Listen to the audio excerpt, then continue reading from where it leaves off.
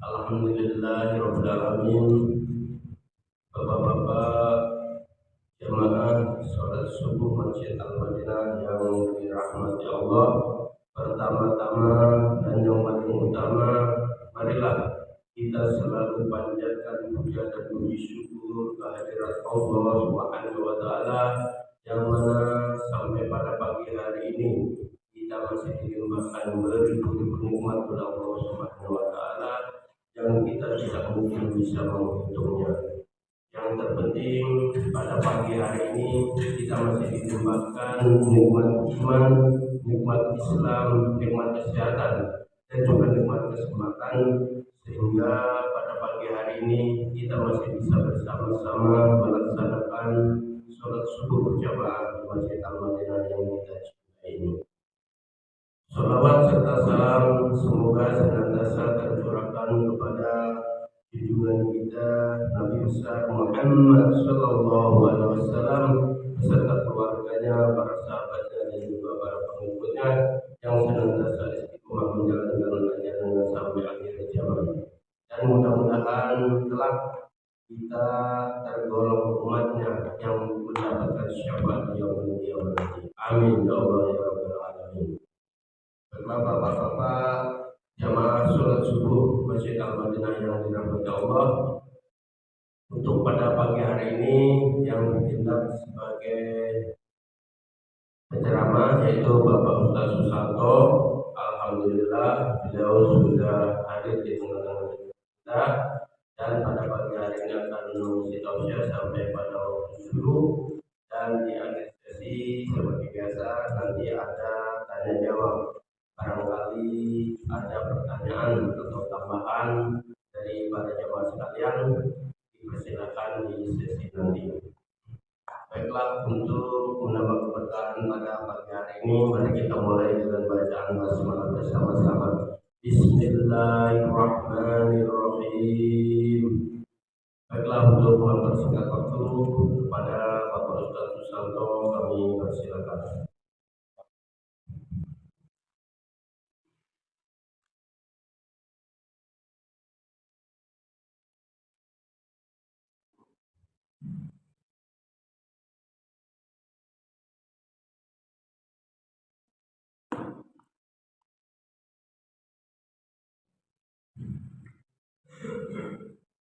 Bismillahirrahmanirrahim. Assalamualaikum warahmatullahi wabarakatuh.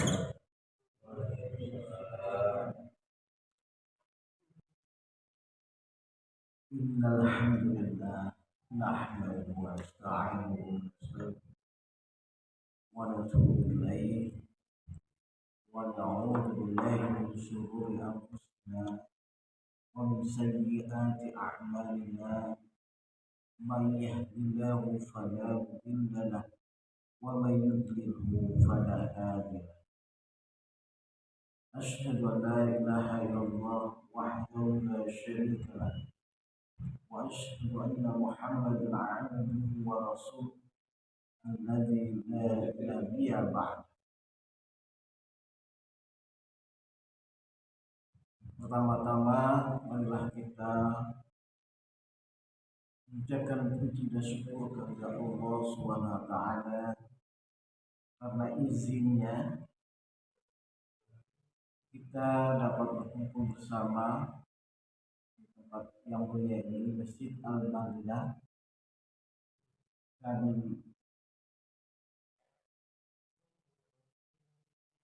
diikuti dengan kajian tentang keimanan, tauhid, dan kita tidak lupa mengucapkan salawat dan salam. Semoga salawat dan salam itu tercurah kepada yang mulia Nabi Muhammad Sallallahu Alaihi Wasallam, bagi beliau, bagi keluarga dan para sahabatnya, serta tentunya pengikutnya yang begitu setia terhadap sunnah-sunnah. Para jamaah yang berbahagia dan saya banggakan, Alhamdulillah, pada kesempatan yang amat baik ini adalah kita menemukan sejenak yang berkaitan tentang kehidupan kita, bahwa kita diciptakan oleh Allah Subhanahu wa taala mempunyai mission ataupun tugas-tugas yang tidak boleh tugas-tugas itu kita lupakan begitu saja.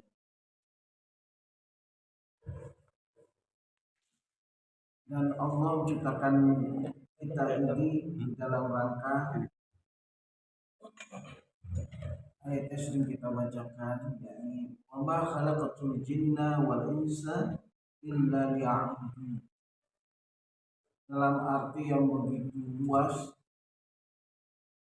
abida ya'budu ibadatan ini menyembah mengabdi kepada Allah Subhanahu wa taala sebagai tanda syukur kita kepada Allah Subhanahu wa taala. Kita sebagai muslim, sebagai mukmin hendaknya meyakini bahwa kehidupan ini tidak ada yang terlepas dari aturannya, dari ketentuannya, dan juga Allah telah memberikan batas-batas atau hudud di dalam kehidupan manusia itu sendiri, supaya manusia itu memahami kehidupannya dan tidak liar sebagaimana hewan. Kemudian selain hudud juga diberikan satu guidance, tugas dan sebagainya untuk kita bisa menapaki di dunia ini sebagai bekalan di akhirat kelak. Dunia adalah tempat kita untuk menyiapkan kehidupan kita di akhirat. Kalaulah kita sebagai manusia tidak mengerti jalan, tidak mengerti apa yang harus dilakukan, maka kita tidak beda dengan makhluk Allah yang lain yang lebih rendah dari kita. Maka kemuliaan manusia diukur dengan kesadarannya terhadap maksud dan tujuan menciptakannya. Sehari-hari kita bekerja, sehari-hari kita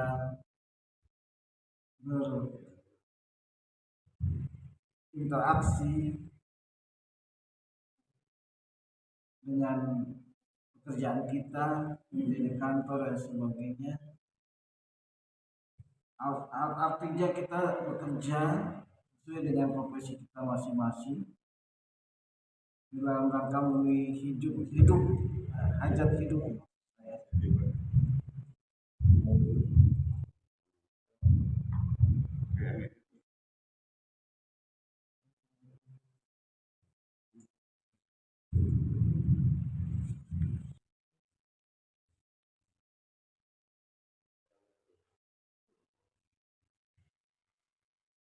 Dan tak lupa pula kita mengucapkan salawat dan salam pada Nabi kita, baginda Nabi Muhammad SAW, manusia yang mulia, akhlaknya, adabnya, dan itulah contoh yang terbaik buat kita, uswah hasanah dalam segala aspek kehidupan, baik yang berbentuk ibadah ataupun juga hubungan sosial antara manusia dengan Rabbnya, manusia dengan alam, manusia dengan sesama manusia. Quran begitu lengkap menggambarkan kehidupan yang sempurna ini, maka dari itu cobalah kita membuka cakrawala pikir kita melalui Al-Quran dan As-Sunnah. Insyaallah kita mendapatkan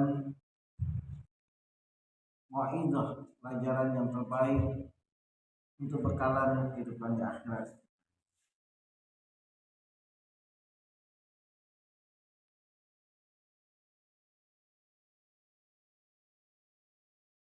Ini pengurus DKM sudah menyiapkan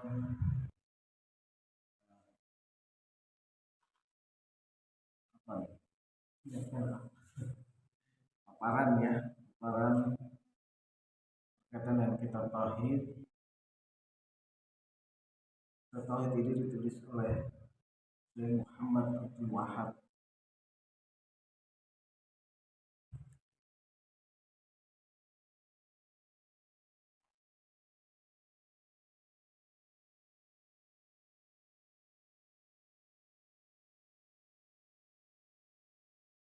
Di dalam slide ini, di dalam paparan ini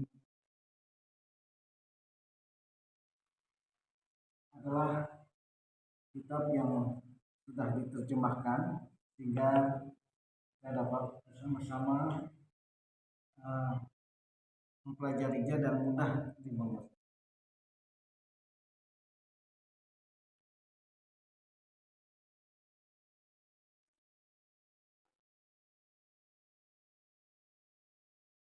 Kalau ayat yang sering dibacakan ini sudah dihafal,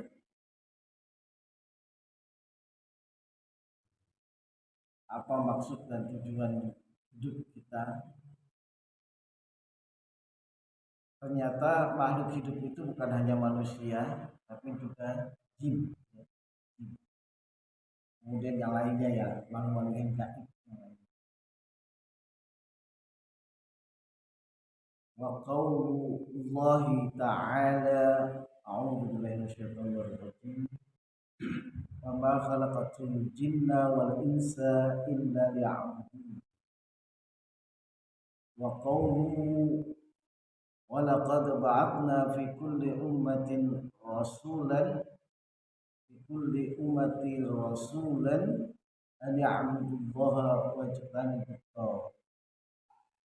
Wa qawluhu wa qada rabbuka alla ta'budu illa iyyahu wa bil walidayni ihsana. Al-ayah.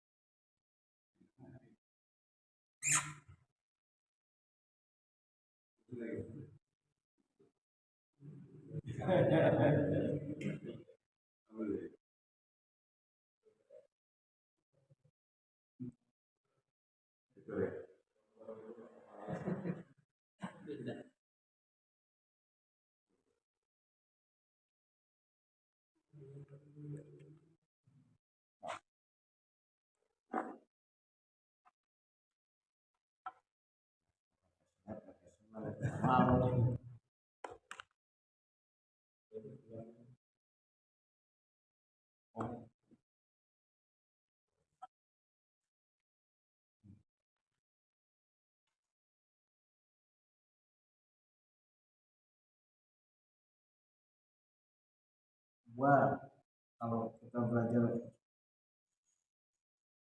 mungkil ya, remaja itu mukila itu gimana mukil. Wa dan ma tidak, kalau itu aku diciptakan. Al jin wal insa dan ma, wa dan al insa jadi mufradatu illa kecuali liya'budu, untuk menyembah kepada Allah Subhanahu wa taala. Wa laqad ba'athna fi kulli ummatin rasulan, dan saya sungguh-sungguh kami telah mengutus di dalam tiap-tiap umat itu rasulan, seorang rasul. hanya butuh agar menyembah pada Allah dan menjauhi atau apa ya, kita jangan sampai terbawa kepada tauhid.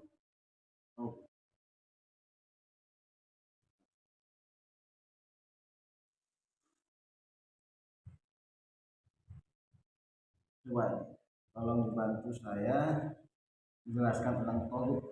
Paham ya? Tauhid apa sih? Tauhid itu sebuah dasar berbeda setan.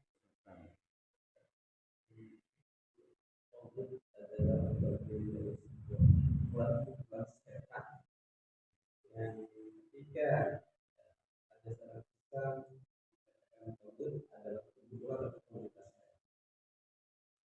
setan. Yang lainnya ada lagi. Tauhid.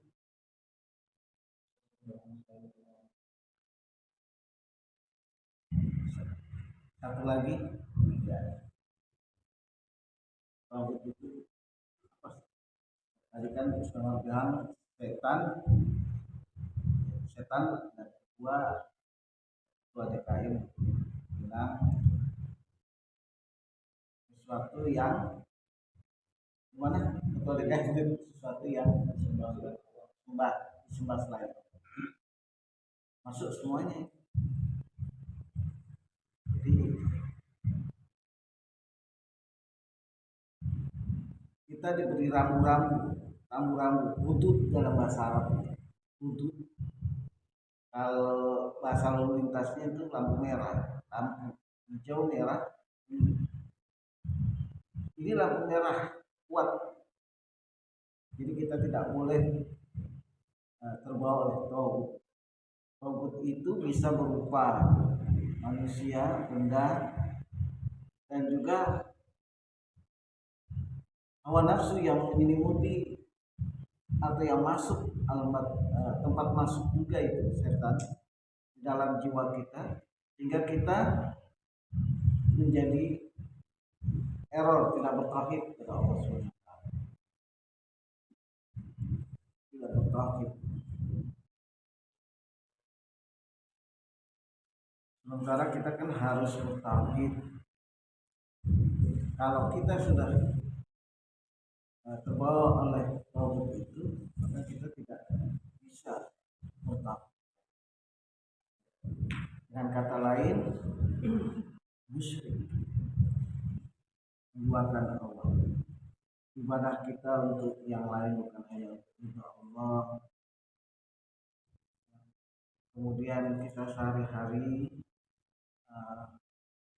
terpedaya oleh kekuatan-kekuatan lain di luar dari kita. Bisa jadi para dukun, kemudian juga dalam hidup kita ini menyandarkan kepada yang lain selain daripada Allah.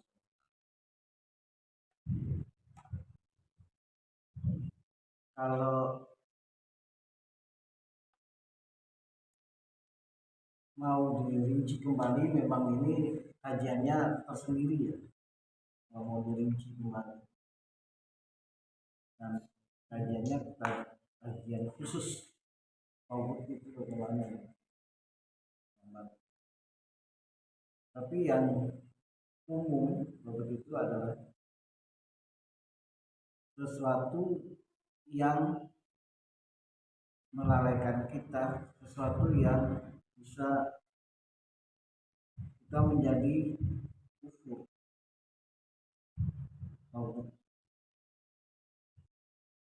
Misalnya seorang penguasa yang memaksakan kehendaknya, itu juga begitu. Dia berposisi sebagai memaksakan peraturan dan undang-undangan yang tidak sesuai dengan syariah, yang menjauhkan syariah. yang menjauhkan syariah. Jadi tidak ada Allahnya di dalam undang-undangan. Di dalam aturan itu tidak mengkaitkan dengan Allah. Nah, kita sebagai penduduk, sebagai warga negaranya, itu dipaksakan untuk mengikuti aturan. Nah, ini ranjau-ranjau tauhid banyak di lingkungan kehidupan kita, kerja di manapun, dan itu menjadi perjuangan kita memang.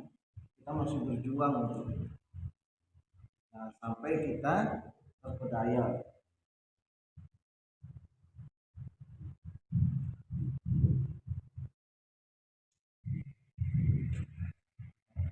Kebendaan, misalnya kebendaan uang kita butuhkan, tapi bukan untuk kita sadarkan kehidupan kita kepada uang. Memang kita butuhkan sarana hidup, masa inilah hayat, sarana hidup untuk makan dan sebagainya buat hidup. Tapi ingat, kalau kita sudah berlebihan terhadap uang, sehingga uang itu menjadi hal yang kita bergantung padanya, nah, itu udah jelas tauhid. Uang dijadikan tauhid.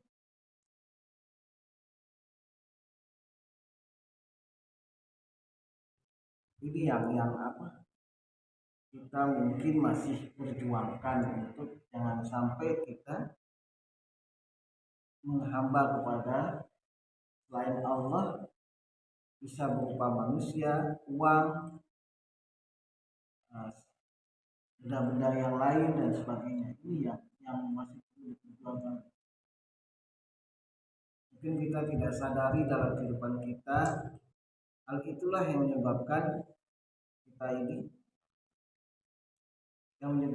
kita ini tidak bersih tauhidnya. Kita melenceng dari tauhid itu sendiri, yang menjadikan sentral di dalam atau batang tubuh, bahkan jantungnya keyakinan kita.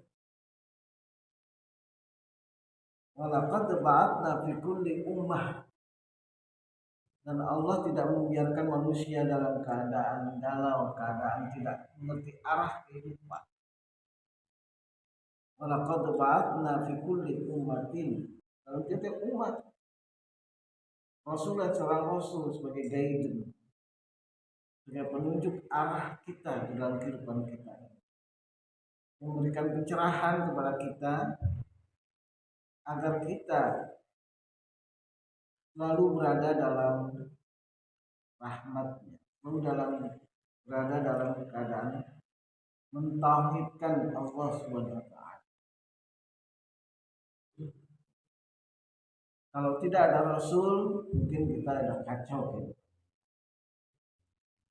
Kita nggak tahu bagaimana dengan kehidupan sesama, kita nggak tahu bagaimana cara beribadah dan sebagainya. Maka penting sekali kita mengetahui fungsi Nabi ataupun Rasul.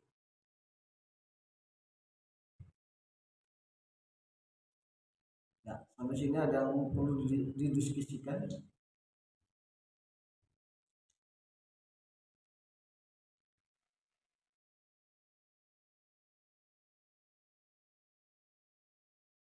Jangan sampai ibadah kita ini sia-sia.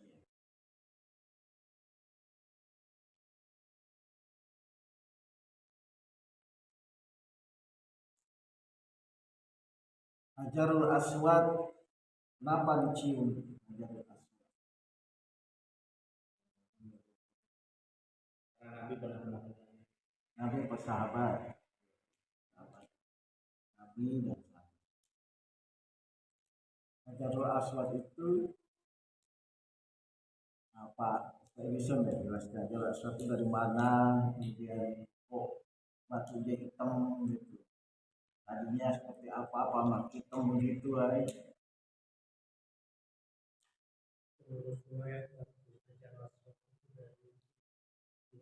surga diberikan kepada Ismail, tapi kemudian surga dulu putih susu warnanya dan hitam karena dosa-dosa manusia. Jerak, jerak blok. Kalau kemudian itu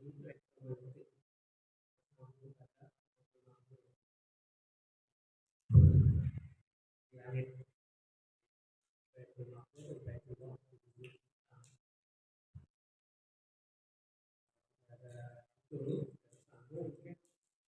kiamat dalam arti kalau tidak ada orang bertawaf lagi lama Awalnya itu putih susu ya, karena dicium-cium bersama manusia.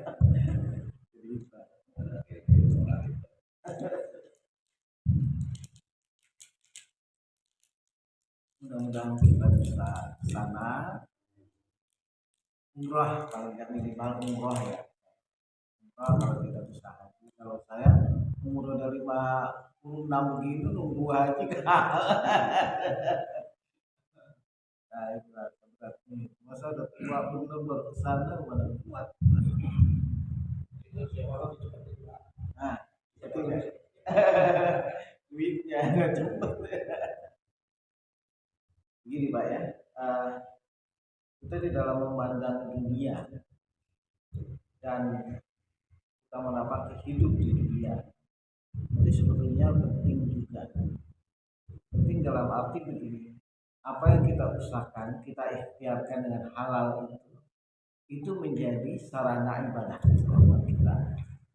Jadi kita bekerja selain nafkah keluarga, bersedekah kepada keluarga, tapi juga kita menabung untuk ibadah kita di Mekah Al-Mukarramah, Ka'bah. Itu istiqomah. Pemahamannya adalah kita mampu secara financial, kemudian mampu secara kesehatan kita.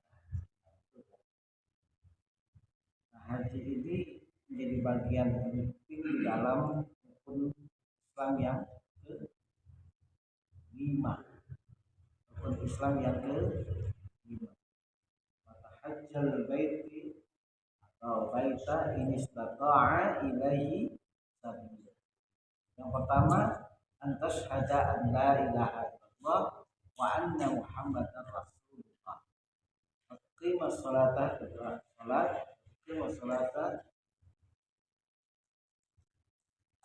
dan akhir hadis. Kembali lagi kepada yang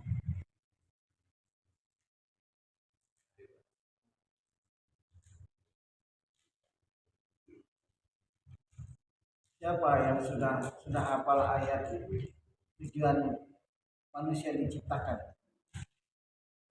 Coba dibacakan.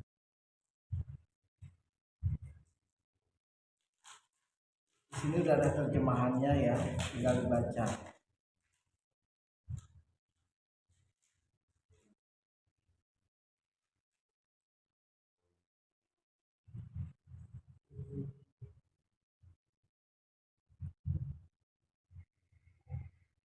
Karena hafal ya. Khalaqtul jinna wal insa illa liya'budun. Menghafal itu tidak penting, tapi kepentingannya tatkala kita dalam keseharian kita, perjalanan dan sebagainya, bekerja dan sebagainya. Kalaulah kita punya 1-2 ayat, insya Allah kita menjadi ibarat rumah. Kalau tidak memiliki aksesoris yang lumayan kelihatannya indah, ini hati kita, kalau tidak ada ayat di sini surah minimal Al-Fatihah, Al-Falaq, An-Nas dalam diri kita, itu rumah yang tidak indah. Jadi di dalam diri kita ini butuh ayat-ayat Quran sehingga bisa melengkapi kehidupan kita. Di dalam jiwa kita ini tidak kosong ayat-ayat Quran.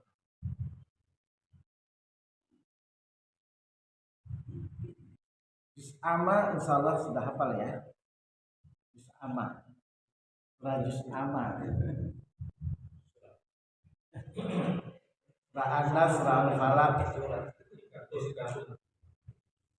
Kata begini, sholat saja kita tidak boleh baca surat yang lain ya. Surat itu ayat Al-Quran kita baca. Ketikan Al-Quran beberapa ayat. Surah Juz Amma yang sering kita bacakan. Karena kesanggupan kita hanya Juz Amma itu. Dari An-Naba dan seterusnya.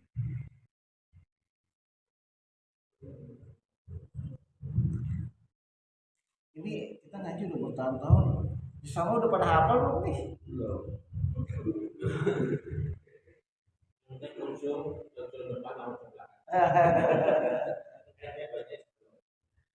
Ya, tidak mesti di masjid, itu di rumah pun dibaca-baca, terus maknanya dibaca-baca. Kan punya kan Quran terjemahan. Nah, jadi bacaannya juga bisa. Terus dengerin murotal, kan banyak medianya baca.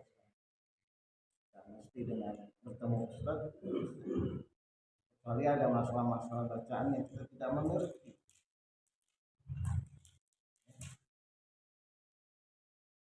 Coba saya sebut amma yatasaalun. Surah apa? Jawab Bu, kenapa doanya juga? Jawab Bu. Kenapa? An-Naba pintar. Amma yatasaalun. Wan-nazi'ati gharqa, wan-nasitati nasqa.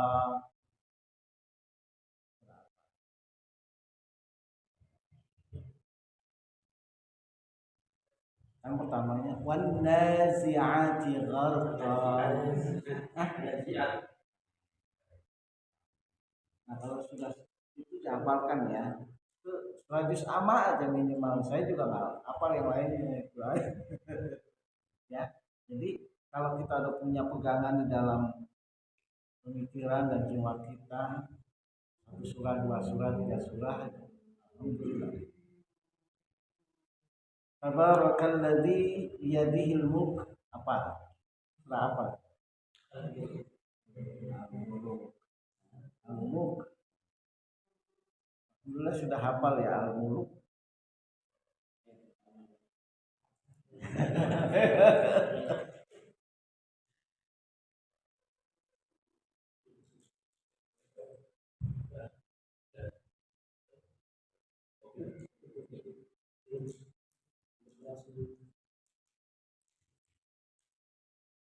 Fatihah artinya apa? Fatihah. Sering dibacain ya. Al-Fatihah. Artinya apa?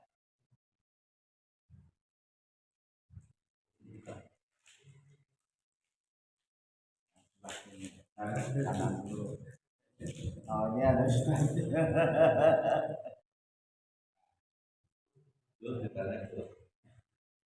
Sayap kanan. Buku-buku itu dibaca.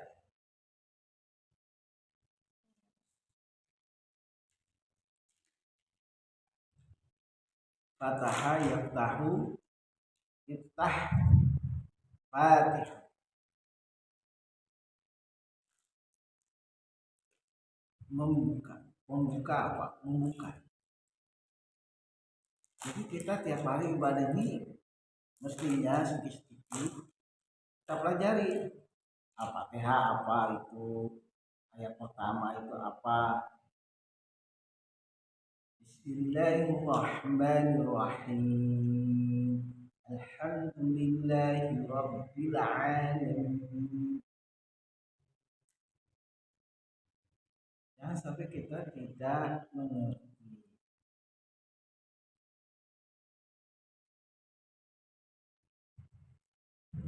Masih apa yang belum apa surah Al-Fatihah siapa? Ayo Al-Fatihah aja nggak hafal, aduh sholatnya baca apa nih?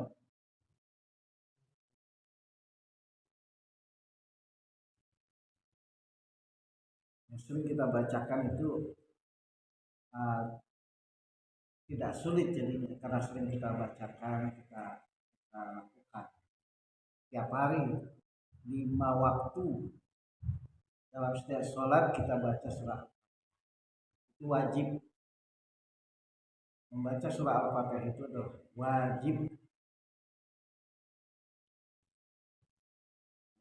Jangan sampai tidak lam yuqra bi fatihatul kitab, tidak membaca Alkitab tidak sah.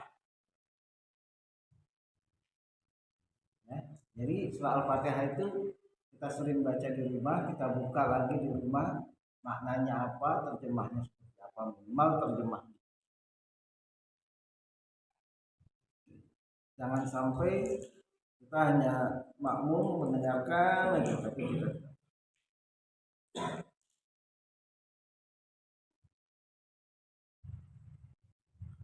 ngambek. Kabelnya apa? Kenapa kabel? Kabelnya kayaknya Udah haus ya. iya. Jadi kita cari. Terima kasih. Apa daya tidak menghitung. Wa qadara rabbuka alla ta'budu illa iyyahu. Maknanya apa nih? Wa qadara rabbuka alla ta'budu illa iyyahu. Dari kanan.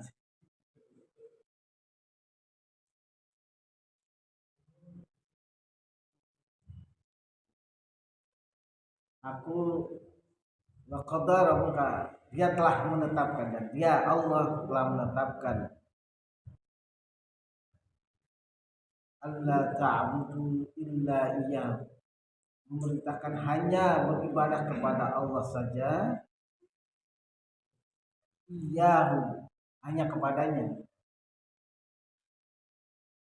wabil walidaini ihsana, dan kepada kedua orang tua kita berbuat baik, wabil walidaini ihsan.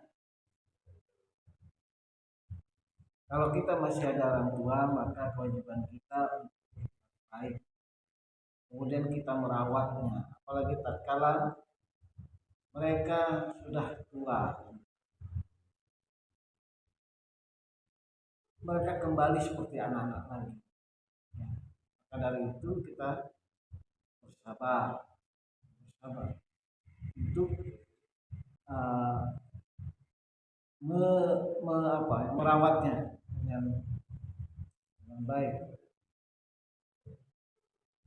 Tapi masih punya orang tua nih kan, yang punya orang tua masih punya orang tua. Kalau saya tinggal bapak. Nah, itu rawat. Wa qadara rabbuka alla ta'budu illa. Jadi dibandingkan dengan kebaikan kita kepada orang tua, penghormatan kita kepada orang tua. Wa qadara rabbuka alla ta'budu illa iyyah. Kalau beribadah itu mengabdi kepadanya harus karena dia, karena Allah Subhanahu wa taala. Bukan karena ustaz, bukan karena istri, bukan karena tua dan sebagainya. Ya.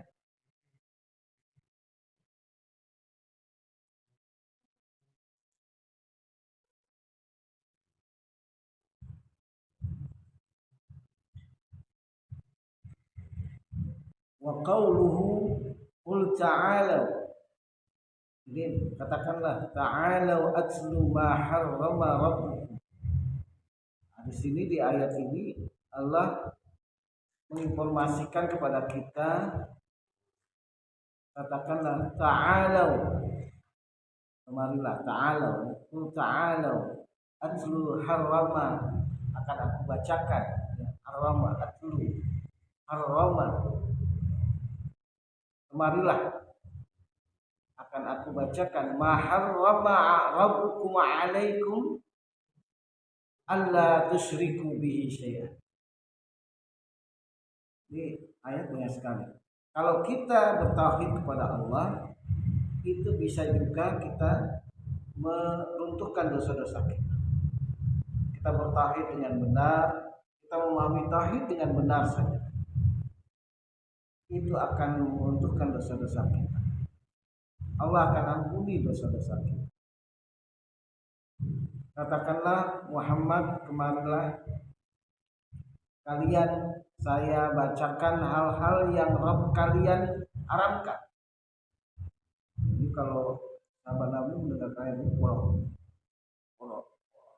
perhatian benar ya. Katakanlah, Muhammad, kemarilah kalian, saya membacakan hal-hal yang Rabb kalian haramkan terhadap kalian. Janganlah kalian berbuat syirik sekalipun terhadapnya. Jadi pesan Nabi hanya itu dulu ya, janganlah kalian berbuat syirik kepada.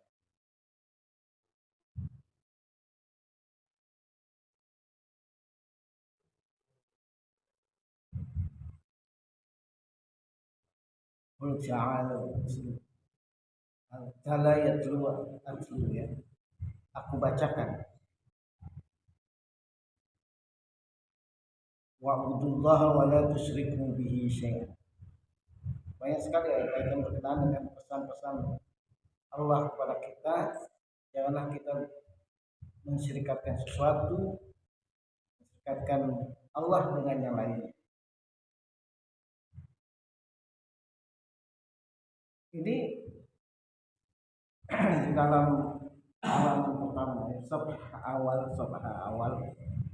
Qala Ibnu Mas'udin, man arada ay yanzura ila wasiyati Muhammadin sallallahu alaihi wasallam allati 'alaiha khatamuhu falyaqra.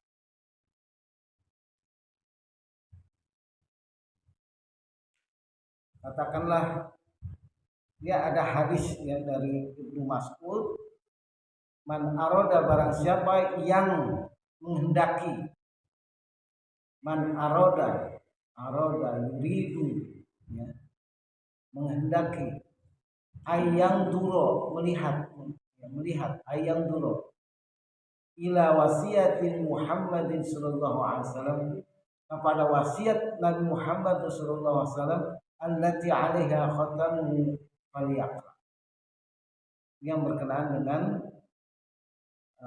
kalau ingin tahu pesan wasiat Nabi terakhir ya, maka bacalah qul ta'alu atlu ma harrama rabbukum 'alaikum ila qaulihi ta'ala wa anna hadza siratil mustaqim. Inilah jalan yang lurus. Jadi kalau kita sebagai muslim, sebagai mukmin, kita berjuangkan betul sehari-hari kita dalam ibadah kita ini, hanya fokus kepada Allah Subhanahu wa taala. Jangan sampai mensekatkan sesuatu dengan yang lain. Abida ya'budu, kalau subjeknya itu abid, seorang ngabdi, abid, jadi perubahannya itu abida ya'budu, abid.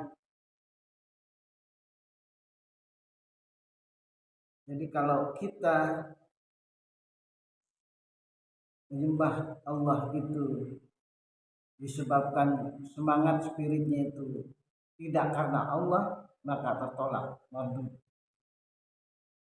Maka hati-hati kita di dalam beribadah. Di dalam hadis atau ayat, kenapa kok kita yang jadi diancam-ancam ya? Kok kita diancam-ancam mulu nih? Orang beribadah diancam. Yang gak ibadah dimin aja nih. Coba misalnya gini, yang soal mau gimana tuh ya, apa itu wawailul musallin, itu kan ancaman buat orang yang sholat, bukan ancaman, bukan orang tidak sholat. Jadi kenapa kita diancam-ancam ya? Ngeri juga. Fawailul lil musallin alladzina hum an salatihim sahun alladzina hum yura'un. Ini orang-orang yang lalai dalam sholatnya. Urusannya itu derivatnya ya, mereka yang membuat ria. Ria bukan nama gadis di sebelah kita. Ria itu beribadah bukan karena Allah Subhanahu wa Ta'ala. Kalau ada presiden misalnya, ada apa ya, kita ini menyesuaikan ya pakaian dan sebagainya. Kalau sikap kita juga harus tampil di muka, hati-hati ya.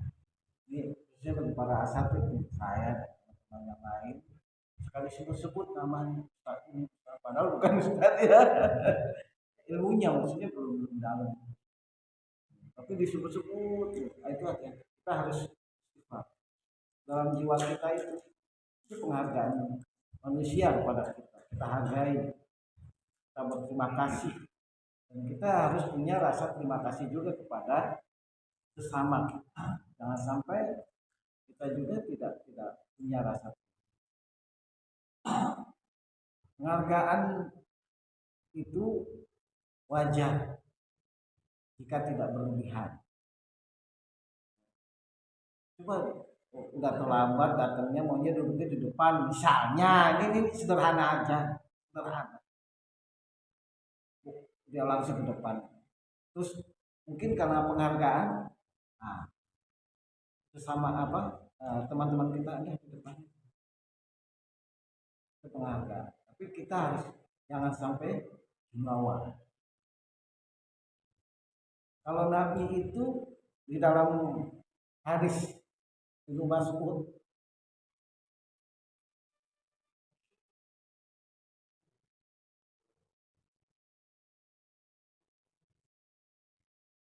ini nggak ada, nggak apa-apa. Iya, dibenerin lah ya. Kan masang ini masang itu, peralatannya udah tua, udah nggak bisa.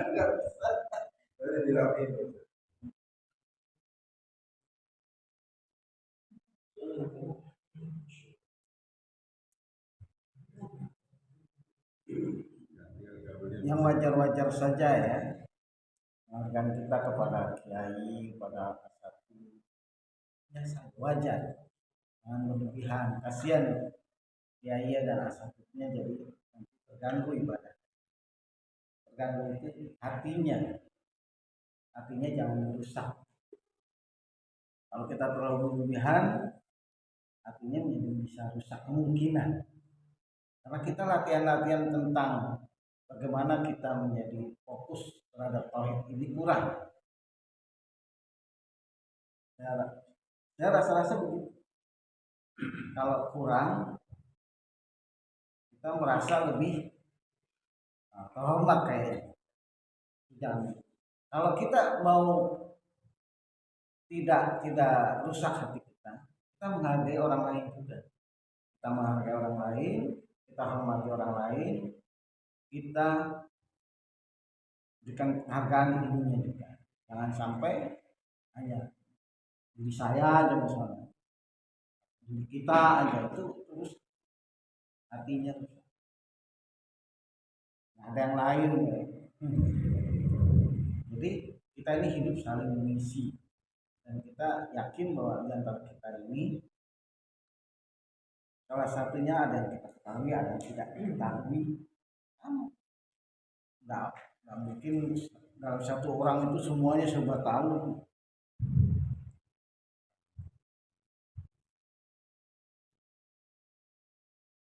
Nabi saja bersama para sahabat itu, dia naik himar itu membonceng sahabatnya itu enggak gengsi. Kemudian tatkala hijrah ke Madinah juga dia memakai pakaian yang tidak berbeda dengan sahabat yang lain. Jadi kaum Ansor itu yang penerima muhajir nggak tahu mana Nabi ya, mana Ustaz Maria yang mana nih, nggak tahu kan, kalau bajunya sama istilahnya kan ya, nggak tahu kan bajunya mana Nabi. Abu Bakar ya, yang mendampingi Nabi, mungkin ini nih kalau bukan lah. Jadi kesetaraan itu dilakukan oleh Nabi. Tidak sendiri seorang nabi, padahal seorang nabi yang memberikan pengayoman yaitu kepada keberkahan keselamatan di akhirat. Kalau sekarang kan penguasa sekarang ketahuan bener kan, presiden, menteri ya tahu beda, bajunya beda. Jadi kita prinsip kesetaraan, kemudian kesamaan hak, kewajiban dan sebagainya itu kita jalani dengan wajar saja, dengan wajar. Ini kita lihat pada waktu sikap menentukan pilihan saja, para alim aja terpengaruh gitu, banyak yang terpengaruh para alim yang kita anggap alim, Ustaz atau Habib saja. Habib siapa itu yang di 02 aja ada ya, di 03 ada mungkin ya, pakai Habib. Nah, ini sedih gitu. Terus di kubu ini Ustaz Mar, kubu Ono, Ustaz Edison gitu kan, warganya bingung nih, dodolnya Ustaz gimana sih, milih yang mana nih gitu. Ya. Ada backingan umat. Ini yang kita sedihkan, umat kita ini masih dalam praktek keislamannya itu kan, masih banyak mungkin tidak mengerti, atau tidak mengerti itu membuat kita menjadi bodoh, kita mendukung orang yang tidak sesuai dengan kriteria yang ditentukan oleh Allah atau Nabi kita. Dalam itu aja kita tahu gimana kita bisa menilai, kita tahu sikapnya itu jauh dari ayat Allah, hadis.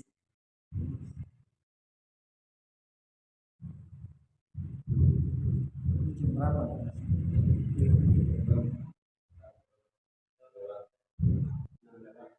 Lewat itu surutnya ya, sebagai akhir daripada perbincangan kita, adakah yang perlu didiskusikan atau disanggah?